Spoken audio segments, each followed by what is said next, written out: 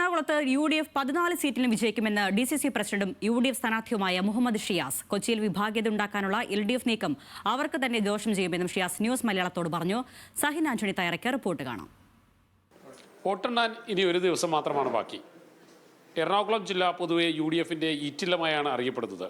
എറണാകുളം ജില്ലയിലെ കോൺഗ്രസിന്റെ DCC പ്രസിഡന്റും ഒപ്പം തന്നെ കൊച്ചി സ്ഥാനാർത്ഥിയുമായിട്ടുള്ള മുഹമ്മദ് ഷിയാസ് നമ്മോടൊപ്പം ചേരുകയാണ്. ഷിയാസ്, എങ്ങനെയാണ് ജില്ലയിൽ കഴിഞ്ഞ തവണ 9 സീറ്റായിരുന്നു ഉണ്ടായിരുന്നത്, 5 സീറ്റ് ഇടതുമുന്നണി പറയുന്നു. ഇത്തവണയും ഇടതുമുന്നണി വലിയ പ്രതീക്ഷയാണ് വെച്ച് പുലർത്തുന്നത്.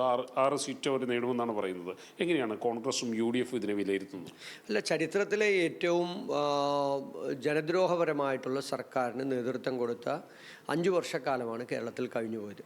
പിണറായി വിജയൻ്റെ തുടർഭരണത്തിന് എങ്ങും ഒരു സാധ്യതയും കൽപ്പിക്കപ്പെട്ടില്ല എന്നുള്ളത് ഈ സർക്കാർ അധികാരത്തിൽ വന്ന് 1 വർഷക്കാലം തികയുന്ന തൃക്കാക്കര ഉപതെരഞ്ഞെടുപ്പ് മുതൽ നടന്ന ഏറ്റവും അവസാനത്തെ തദ്ദേശ തെരഞ്ഞെടുപ്പ് വരെ നമ്മൾ അതിൻ്റെ ഫലം നോക്കിയാൽ ഈ സർക്കാരിന് അനുകൂലമായി ഒരു സ്ഥലത്തും ജനങ്ങൾ വിധിയെഴുത്തിയിട്ടില്ല എന്നുള്ളത് നമുക്ക് മനസ്സിലാക്കാൻ സാധിക്കും.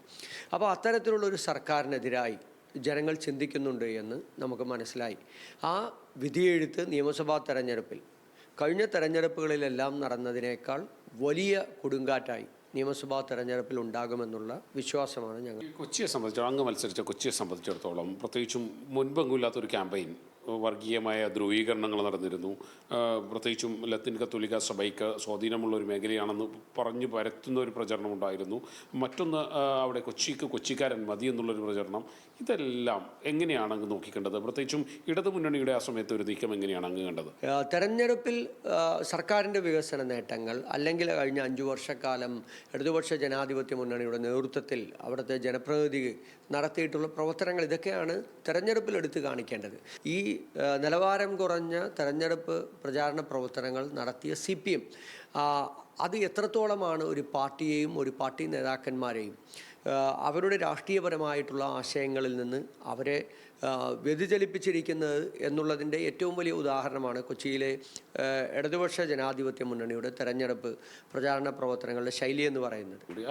അങ്ങയുടേതായ ഒരു ഓഡിയോ പ്രചരിച്ചിരുന്നു. അത് അങ്ങേക്ക് സംഭവിച്ചൊരു നാക്കുപിഴയാണോ അല്ലെങ്കിൽ രാഷ്ട്രീയമായ ഒരു ആയുധ പ്രയോഗമായിരുന്നു? എന്തായാലും അല്ല, അത് ഞാൻ വ്യക്തിപരമായി, നിങ്ങൾക്കറിയാം, ഒരു ഓൺലൈൻ മാധ്യമ പ്രവർത്തകനുമായി വ്യക്തിപരമായി ഫോണിൽ ഞങ്ങൾ സംസാരിച്ചതാണ്. അത് വേറൊന്നുമല്ല.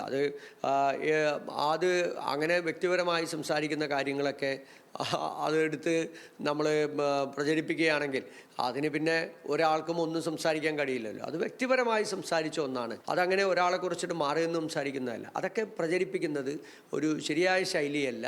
അത് തെറ്റാണ് എന്ന് അദ്ദേഹവും പിന്നീട് അദ്ദേഹത്തിൻ്റെ ഒരു വീഡിയോയിലൂടെ അദ്ദേഹം പറഞ്ഞിട്ടുമുണ്ട്.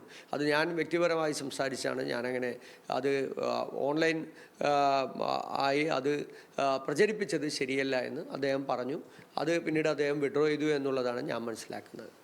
ഷിയാസ്, വലിയ പ്രതീക്ഷയിൽ തന്നെയാണ് അദ്ദേഹം പറയുന്നത്. എറണാകുളം ജില്ലയിലെ 14 സീറ്റുകളിലും UDF വലിയ വിജയം നേടും എന്നുള്ളത് തന്നെയാണ്. പ്രത്യേകിച്ചും എറണാകുളം, ഞാൻ സൂചിപ്പിച്ചതുപോലെ തന്നെ UDFനെ സംബന്ധിച്ചിടത്തോളം അവരുടെ ഒരു ഈറ്റില്ലം കൂടിയാണ്. കഴിഞ്ഞ തവണ നഷ്ടമായ 5 സീറ്റുകൾ കൂടി ഇത്തവണ നേടാൻ കഴിയുമെന്ന പ്രതീക്ഷയാണ് അദ്ദേഹം വെച്ച് പുലർത്തുന്നത്.